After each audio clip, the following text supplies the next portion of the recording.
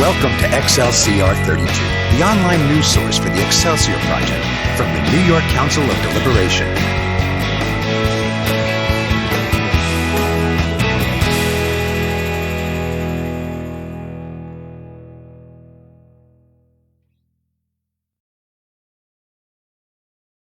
Our speaker tonight, Chuck Dunning, is an advocate, facilitator, trainer, and consultant in contemplative practice. With more than 30 years in the professional fields of higher education and mental health, as well as in Masonry, Rosicrucianism, and other currents in the Western esoteric traditions. As a Mason, he's authored the Contemplative Lodge, a manual for Masons doing inner work together, and Contemplative Masonry, basic applications of mindfulness, meditation, and imagery for the craft. Chuck was also a community author in the art and science of initiation and the founding superintendent of the Academy of Reflection, which is a chartered organization for Scottish Rite Masons trying to integrate contemplative practice with their Masonic experience. Chuck's also a co-founder, trainer, and facilitator for the Masonic Legacy Society, which freely introduces the inner work of Masonry through online documents and facilitated activities and training. As a professional, Chuck recently retired from serving as student affairs administrator and adjunct faculty member at Texas Christian University, and from being a psychotherapist at TCU and in community agencies, hospitals, and private practice. His student affairs work at TCU focused on student development and leadership, mentoring, and holistic well-being. As an adjunct faculty member, he taught and supervised the master's program in counselor education. In 2017, Chuck's work in dialogue training at TCU was honored with the prestigious Michael R. Ferrari Award for Distinguished University Service and Leadership. Currently working part-time as a counselor and psychotherapist, Chuck also still serves on the steering committee for COM, which is the TCU Contemplative Studies, and is a member of the Association for Contemplative Mind in Higher Education. Holding a master's degree in counseling and a bachelor's in psychology, both from the University of North Texas, it's my honor and pleasure to introduce Brother Chuck Dunning. Thank you very much, Brother Peter. It's an honor to be with you all here tonight. I do appreciate the fact that this is a Friday night and that you have all seen fit to carve out a little bit of your precious time. And I hope that it will prove worth your while. I'm certainly looking forward to our conversation after my presentation. And I'll go ahead and do a screen share here with you now so that we can get this underway. Whoop, let's back up.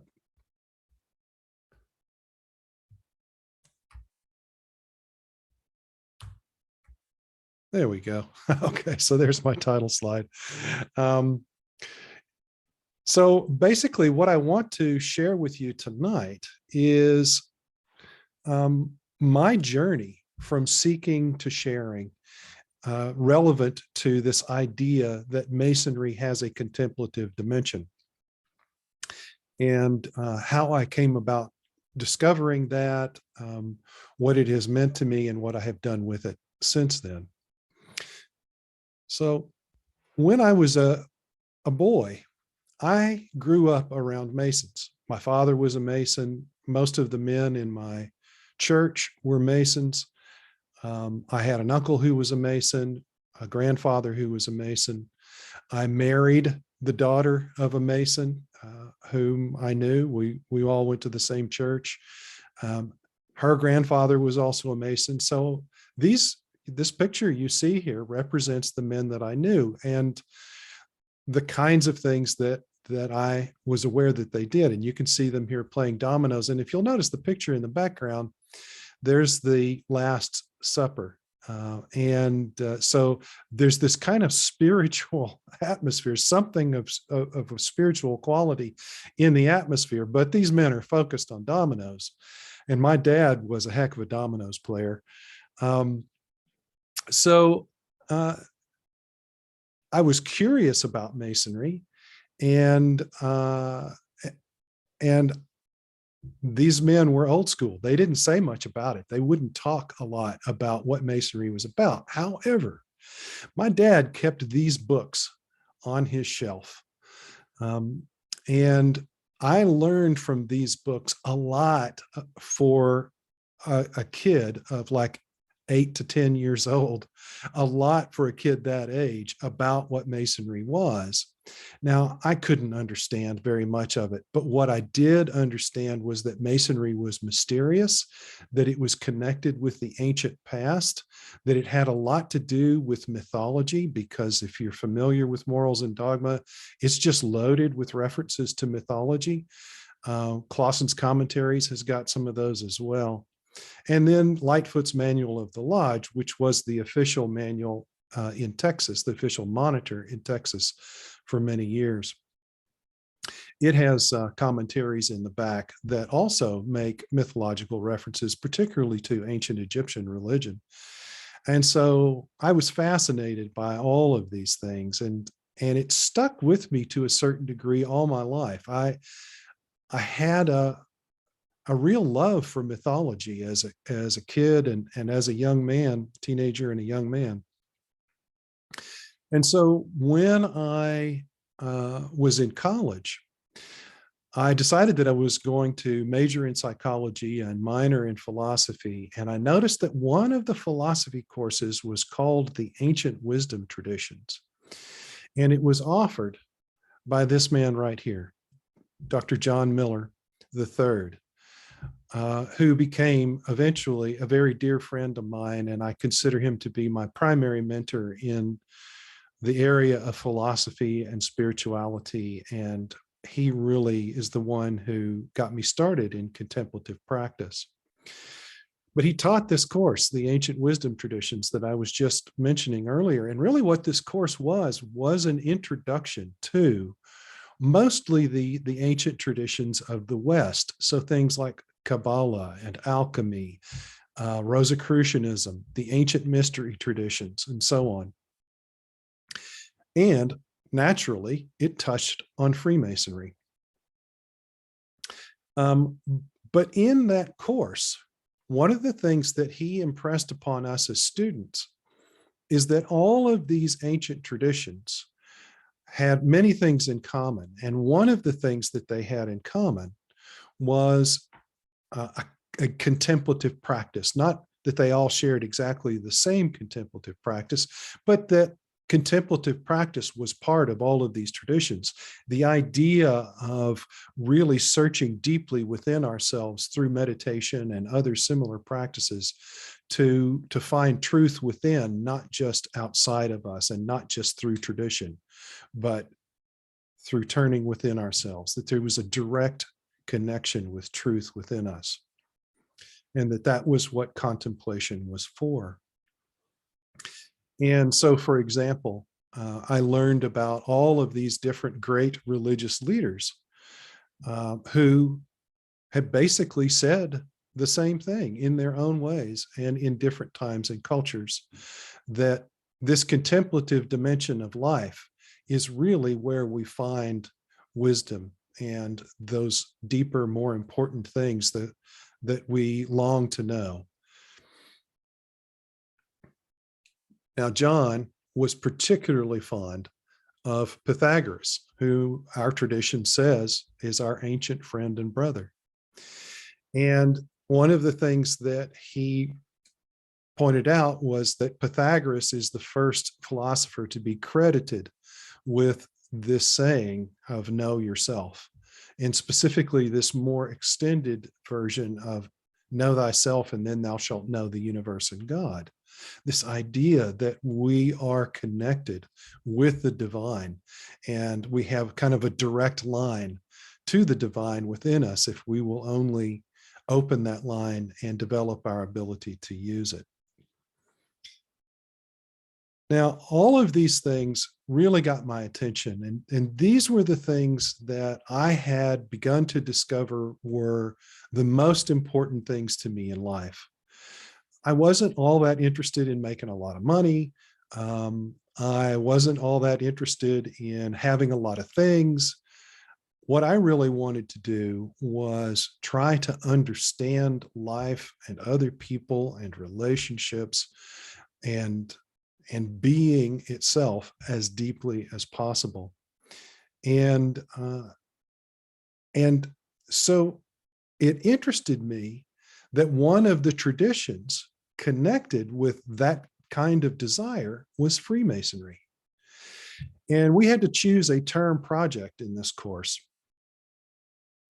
And I wasn't sure exactly what I was going to do. And you can see me there studying for this course. There I am as a young man with our sweet cat. The book that I'm reading is Manly P. Hall's Secret Teachings of All Ages. And it was one of the books recommended by our professor simply because it provided such a good introduction to all of these different mystery traditions. And, he made it clear to us that it shouldn't be taken as historically accurate, but that when it came to the philosophy of these different traditions, this book really was a good introduction to them. And so it was through this process and reading what Manly P. Hall had to say about Freemasonry and remembering those books that my dad had and what they said about Freemasonry really helped me settle on doing my term project for this course in one of two traditions, because I was still also powerfully drawn to Rosicrucianism. And I went to my professor and I said, hey, I really want to do this term project on an initiatic tradition that continues to exist in the modern day. And so I'm torn between Freemasonry and Rosicrucianism. And he said, well, do you have any family connection to either of those traditions? And I said, yes, absolutely. And I explained my pretty extensive connection with Freemasonry. And I said, but I'm not sure about Rosicrucianism. I've never really heard anyone talk about Rosicrucianism in my family or close circle of friends. And just at that moment in our conversation, we were sitting in his office at the university. And I looked, and just above his head, right back here, above his head in the bookcase, was the spine of Morals and Dogma, Albert Pike's Morals and Dogma. And I pointed over his head and I said, in fact, I grew up reading that book right there. And he turned around and he pulled it down off the shelf and he handed it to me and he said, here's your term project. So I had to make an in-depth study of Albert Pike's Morals and Dogma, as well as a bunch of other books, to try to develop my understanding of what it was that Freemasonry is trying to communicate to the world and what it is that it's trying to do with its initiates. So I began to acquire all of these books, and you see some of the ones that I had before, some ones by Wilmshurst and A.E. Waite, Coyle's Masonic Encyclopedia, and right in the middle there, you see Duncan's Ritual, which was an exposure of Masonic ritual. So it gave me an opportunity to actually look at the kind of language that shows up in many jurisdictions in the United States. And that was really helpful in being able to compare what happens in Freemasonry, in the ritual of Freemasonry, with what I was learning about these other wisdom traditions. So, for example, I found this quote in the Texas Monitor, the Lightfoot's Manual of the Lodge. This is actually a quote written by Albert Pike, but you can see here that it was echoing the very same thing that my professor had told me that all these great mystery traditions, these great wisdom traditions, have in common. So that was it. I just really felt like I was on the right path at this point and started to dig even deeper in those books. And I got into Mackey's encyclopedia, which was just a wonderful resource for me at the time. This was, by the way, back in the mid-'80s. And Mackey pointed out that the definition of contemplation, the origin, I should say, of contemplation, comes from ancient Rome. And it referred to the ancient augurs, or the prophets or seers of ancient Rome, who would go out and mark off a space in the heavens that they thought was relevant to whatever it is they were trying to learn or discover. And then they would observe that portion of the heavens. So in a sense, they were actually practicing astrology. But the idea was that they were marking off a space. And in Latin, that process of marking it off and creating that space is called a templum, where we get our word temple. And of course, then added to that is the prefix con, which means with. To be with that marked off space, to be there, present to it, attentive to it. And that's where the word contemplation comes from. That's what Mackey has in his encyclopedia. And later in my study of the etymology of contemplation, I found out that that is indeed true. That is the origin of our word and its original meaning. And so when I saw the word contemplation in Masonic ritual, I knew what they were talking about. I was just absolutely sure that I knew what Masonry was talking about when it was using these words: contemplation, contemplative, and so on. And in fact, the Texas Monitor of the Lodge that I was mentioning even had contemplation in its glossary, as well as the word meditation. So that was exciting for me. And I knew I was ready. I was ready. I petitioned, and I felt like I was beginning to poke my head through from the mundane world into the arcane secrets of the mysteries. I was really excited. Yes, I had read the ritual exposures, but I knew that that didn't tell me exactly what was going to happen in Texas Masonry, and it didn't really matter to me much. What I was looking for was this experience of being initiated into a fraternity of men who were interested in the same things that I was interested in. And so it was just all really, really exciting to me. And I thought, this is a great moment in my life. But I kept thinking about these guys. You know, they didn't seem like they were all that interested in what I understood these mystery traditions, these ancient wisdom traditions to be about. I was trying to reconcile how that might be. And I was thinking, well, you know they're obligated to secrecy. So maybe what happens is that when they're in the lodge room, it's kind of like this, that they kind of let their inner monks out at that time, and they really get deep into the spirit together. Or maybe they're kind of like these guys, they're like wizards who are gathering together to celebrate their wizardry and and learn more from each other and share more from each other in this kind of collegiate atmosphere of the mysteries. This was, of course, long before Hogwarts, which is what you see here in the picture. Long before Hogwarts was even an idea, I'm sure, in anybody's mind. But it's a good picture to communicate what I was really thinking might be going on inside that tiled lodge room. And so I was accepted and as a candidate, and I was brought in blindfolded, literally and figuratively, and full of hopes and expectations, and reaching out for all of the promises that this tradition held. And I was brought to light. And what do you think I saw after I was brought to light? Well, these guys. Now, which is not to say that all they were doing was playing dominoes. I learned that they were doing lots of meaningful, fun, and important things. And everybody who's a Mason can look at this picture and see 5 things that they recognize about the Masonic experience that are pretty universal. No matter where you go, everybody recognizes these 5 pictures as part of the Masonic experience.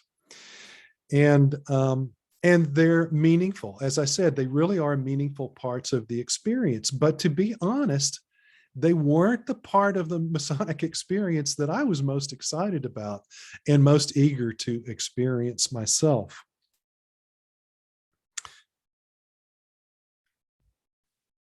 So then it happened that through a really interesting chain of events, I met a man who was indeed a teacher in these Western wisdom traditions.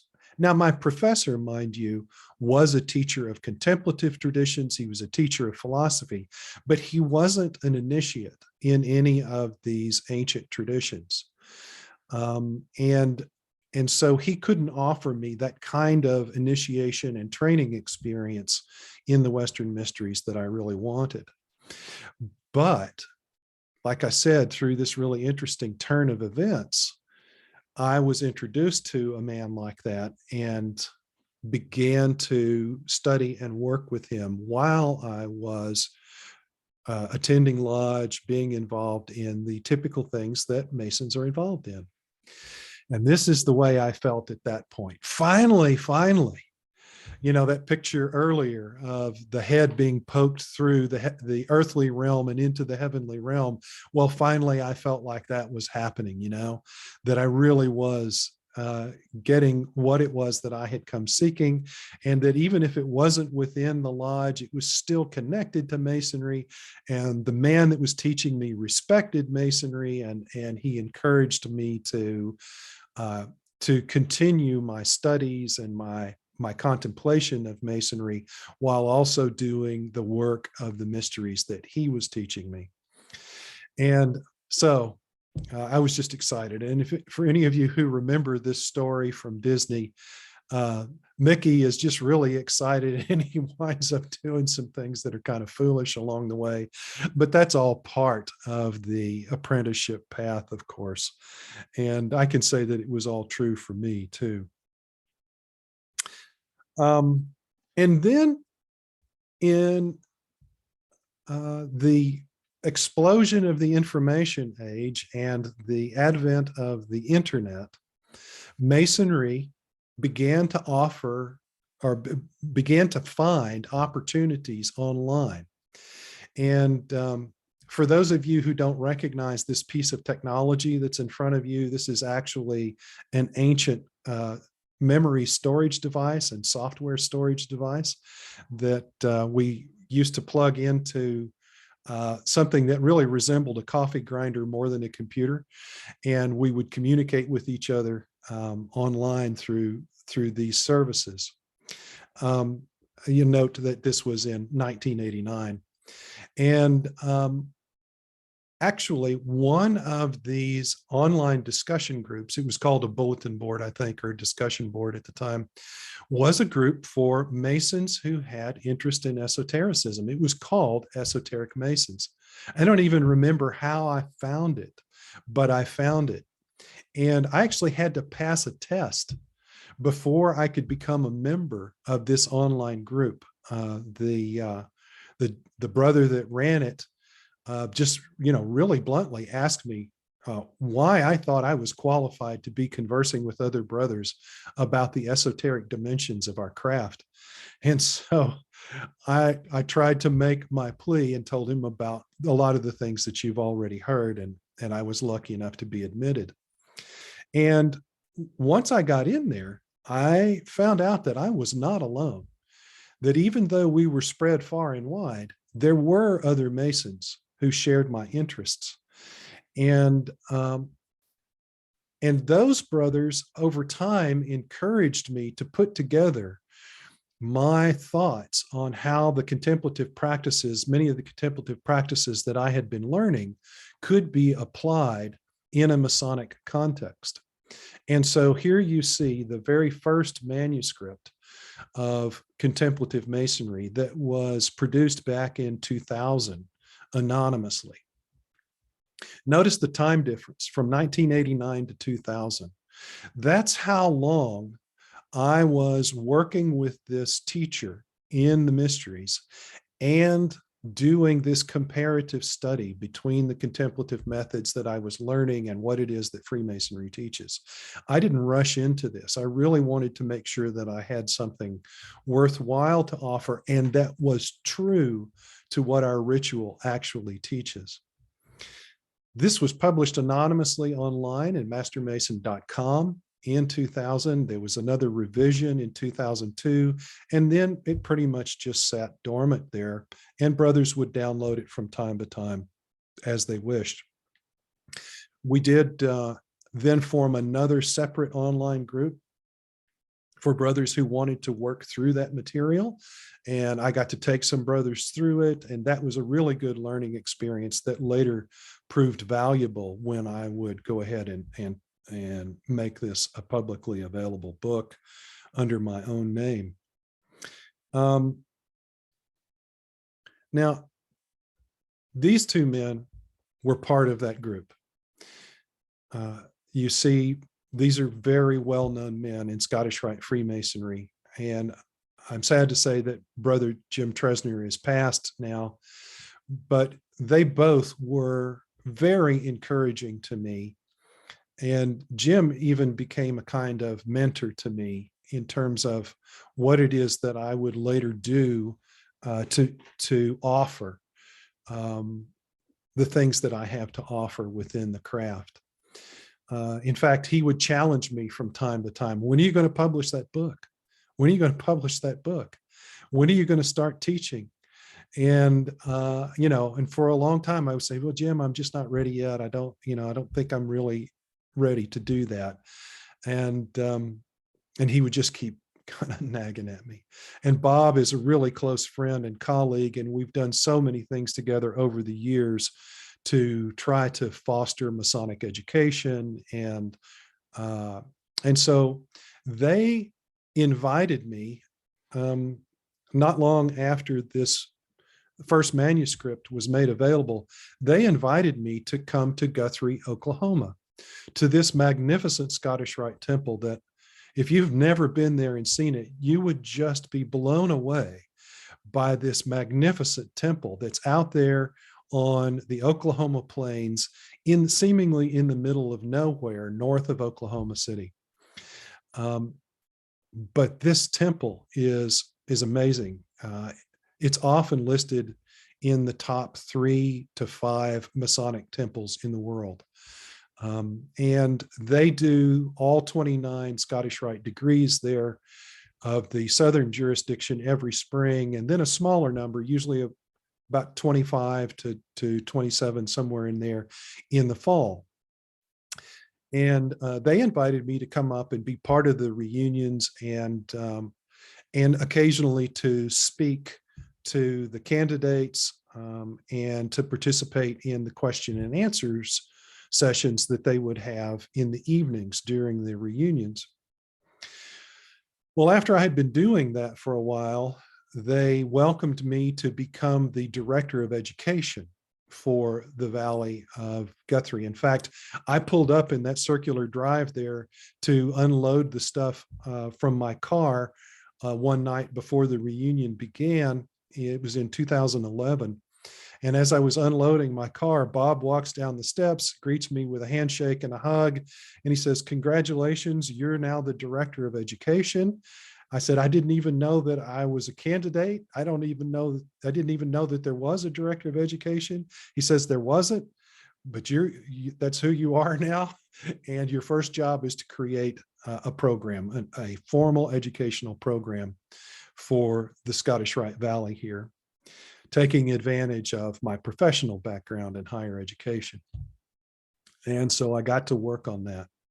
And one of the things that I did is offered meditation sessions during our reunions. And brothers would come to those meditation sessions, and they enjoyed them so much and got so much out of them that they started saying to me, "Well, we really should make this something official. This should be recognized and supported by the Valley, not just as part of the education program, but kind of as its own thing, that it deserves that kind of attention and support. And so I went to Bob, who was the general secretary of the Valley, and I went to Jim, who was the director of work, and I said, what do you think about this idea? And they were just both enthusiastic, immediately said yes, and said, start trying to put it together. And so I went back to the brothers and spearheaded an effort to kind of organize what it would look like to organize what it would look like to organize what we were doing. And that led to the Academy of Reflection, which was chartered in 2012 by our Sovereign Grand Inspector General for the Orient of Oklahoma, made an official organization within the Scottish Rite to serve as a society and school for Scottish Rite Masons interested in integrating contemplative practice with their Scottish Rite experience. We have the authority to charter other academies, and we have an induction ceremony for those who want to become members. We also have associate status and so on, and I can tell you more about that later if you're interested. So then, after a number of years of working with that group and having worked with the online group with the original manuscript, I was ready to publish a book and for it not to be anonymous. Masonry had changed a lot over the years. And in 2016, this book came out, and within it, it had these contents: an explanation of the psychology of Freemasonry from a professional's point of view, a straightforward approach to Masonic esotericism, the understanding that Masonic esotericism is about diving into its deeper hidden aspects, and that is a contemplative process that doesn't necessarily require us to study a lot of the other things under the heading of esotericism, that Masonry has its own native inherent esotericism, which is contemplative in nature. And then 3 chapters on exercises for engaging those things at a deeper level by the degrees and the themes of those degrees. Well, as I was working with those people, I began to draw some attention and people asking me to come talk about my book and so on. And that led to me being invited to be a contributor to this book, The Art and Science of Initiation, which had lots of different views on what initiation is and the meaning of initiation, the value of initiation, the effects of initiation. But I was the only one who wrote about contemplative practice integrated with the initiation experience. And it was a great honor for me to be part of this. Some really heavyweight names in Western esotericism wrote other chapters in this book. It's a one-of-a-kind book. I would highly recommend that you get this if you're just interested in the meaning of initiation and how it has been an important part of the human experience since ancient times and continues to be so. My chapter included these aspects, talking about mindfulness, reflection, study, and dialogue as 4 cornerstones for contemplative practice in Masonry. And then what it is that we do to perfect and set those cornerstones in our lives as Masons, which includes recognizing that our primary working tool is actually consciousness itself. The primary technique for refining our skills with that tool is being able to focus our minds and hold that focus. The primary training for that is mindfulness meditation, which I could say more about later. But the primary motive for all of this, the thing that drives it and the real outcome that we're seeking through all of this, is to be more in touch with love in our lives, not just to experience it, but to express it. That is the real core matter for all of this and why it's important to engage all of this stuff contemplatively. I was also invited to come talk with a bunch of people in a think tank that was first put together in 2018 that eventually became what is now known as the Masonic Legacy Society. It's not a membership organization. It's just called a society in the sense that we're a group of brothers with a common interest who came together to say, what is it that Masonry needs for its future? How can we put our minds together and put our efforts together to do something that will have a positive impact on the future of Masonry, something fresh that isn't really being given the attention maybe that it deserves in contemporary fraternal experience.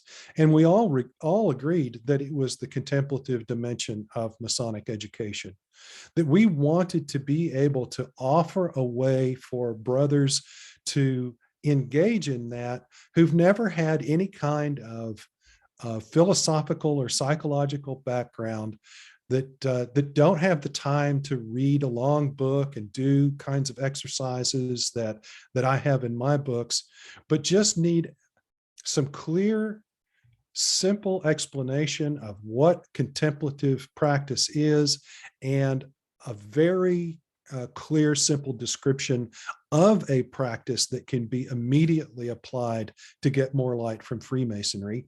And that's what this little document is about, practicing the art of our mysteries. And you can find this for free download at the website. Just search Masonic Legacy Society and you'll find it. And I think I've got the URL later on for you. But anyway, that little booklet contains these aspects, the framework, 4 aspects of our being: the physical, emotional, intellectual, and spiritual, that our symbolism is meant to engage all of those aspects of our being, and that our lodge represents 3 layers of symbolism. One thing is it's supposed to represent the human being. It's also supposed to represent itself as a functioning social entity. And it also represents the whole of creation in the cosmos. And so being able to contemplate lodge symbolism at each of those layers, and with reference to our 4 aspects of being, just immediately gives us the opportunity for richer insight into what our allegories and symbols have to reveal. The process is just a 4 steps: relaxation, invocation of blessings of deity, meditation, holding a symbol within the focus of our consciousness for a period of time, and then letting that go to actually sit down and speculate about, okay, what came to me as I was holding that in the center of my consciousness? What kinds of questions and what kinds of insights, what kinds of possibilities of meaning emerged for me? And how might I develop that into a deeper, richer understanding of what these symbols or this symbol might represent? It's a very straightforward but very effective technique that the Masonic Legacy Society actually trains people to facilitate for other groups. So something to be thoughtful about there. Now, going around and talking to all of these brothers, I kept consistently getting this request to facilitate these activities. And when I would facilitate these activities of contemplative practice for a group, they would say, that's wonderful, we want more of that. Or brothers who had been working with my book would say, you know, I love this solitary practice, but I really would like something to do in our lodge or in our chapter or council or our valley, or maybe just with my little study group that meets, you know, outside of our Masonic meetings. So what could you offer for that? And so this book was written on demand. It's a manual for how to do inner work together. And it has lots of considerations about things that need attention in trying to make this happen. Ways of working together. By the way, one of the things that first bullet up there, I spend a lot of time showing that communal work is something that our tradition really inculcates in a very strong way. And then I show how that naturally works with the idea of group contemplation through these ways of working together, doing things like contemplative discourse or dialogue, group meditations, and contemplative performance of ritual. I also talk about the fact that if you're going to do anything as a group, you need leadership for that thing. And so, what does contemplative leadership look like? And I indicate that there are three different kinds of contemplative leadership: advocacy, facilitation, consultation. I talk about what those are, what the skills that are necessary for each of those different kinds of leadership, and what the ethical principles are that contemplative leaders need to really commit themselves to. And then, actually, just a little over half of the book is a set of scripts for doing these ways of working together, scripts for contemplative discourse, for group meditation, and so on, that can actually be read by a facilitator with any of the kinds of groups that we've been talking about. I really just wanted to make it as easy as possible for Masonic groups to get up and running with contemplative efforts together. So that's my introduction to contemplative Masonry. I understand that you're going to be given some of these links in other ways too. I won't leave this up there too long, but I will say that the Contemplative Builder YouTube channel has all of the videos that I have done that have been recorded by Zoom on it. There's lots of stuff there that I've also done for other purposes that haven't just been Zoom recordings. So I welcome you to check that out in addition to these other resources. And I'm looking forward to some good conversation now. And I'll stop the screen share. And I'll just keep going. So actually, before I get into this next one, you mentioned Rosicrucianism, and I know Bill Nugent posted a Wikipedia page link up for that. But for those who may not be familiar with Rosicrucianism, would you mind giving a little description or explain it? Sure, I'd be happy to. So just quickly on the history of Rosicrucianism, it first emerged in the middle of the second decade of the 1600s with the publication of what are now called the three Rosicrucian manifestos. One is called the Fama Fraternitatis, or the fame of the fraternity. The second one is called the Confessio Fraternitatis, and the third one is called the Chemical Wedding of Christian Rosenkreuz. And the first one really is a description of the creation of the society. Most scholars believe that it's a mythic story of a German monk, a young German monk who went through the ancient world and learned its wisdom to bring it back to Europe. The Confessio Fraternitatis really clarifies what the aims of the fraternity are, the kind of effect that it hopes to have on society, because it saw itself very much like Freemasonry does, as about the transformation of the human being, so that the human being can therefore serve as an instrument of transformation in society. And then the Chemical Wedding of Christian Rosenkreuz is this wonderful allegorical tale.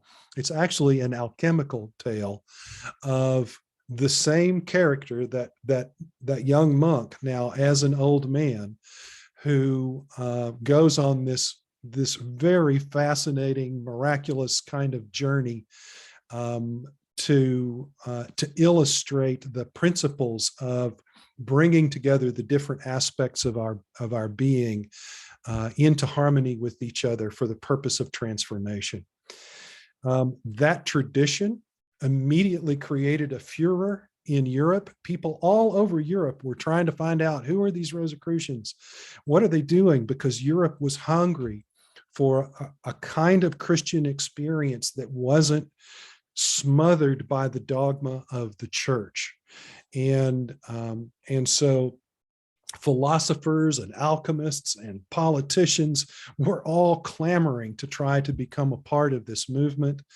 And yet nobody ever officially stepped forward and said, I am a representative of the Rosicrucians, and was authenticated as such. A lot of people tried to claim that they were, and it became a kind of source of scams for a long time.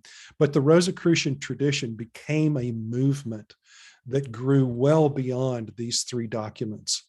a kind of movement, an esoteric movement within Christianity, and then eventually beyond Christianity to include people who are really interested in this process of kind of mystical transformation.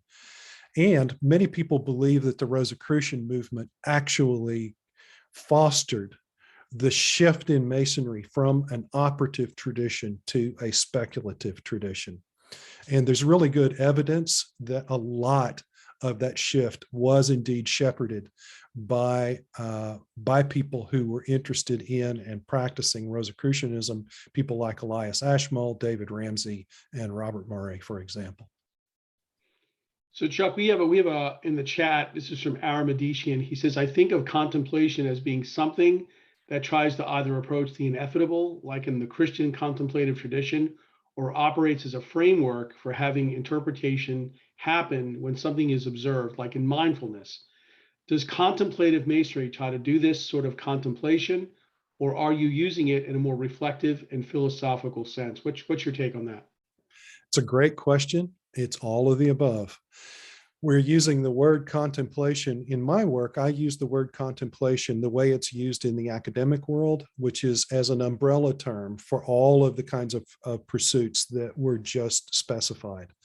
This idea of trying to attain union with the divine, transcending the individual consciousness, and recognizing our connection with ultimate reality is certainly a deep part of contemplation. Another is reflective and developing a greater awareness of consciousness itself and how consciousness works.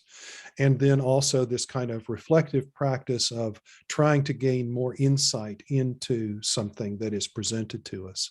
So all of the above. Okay. Another question. In your experience, what distinguishes the Masonic contemplative experience from religious or personal one?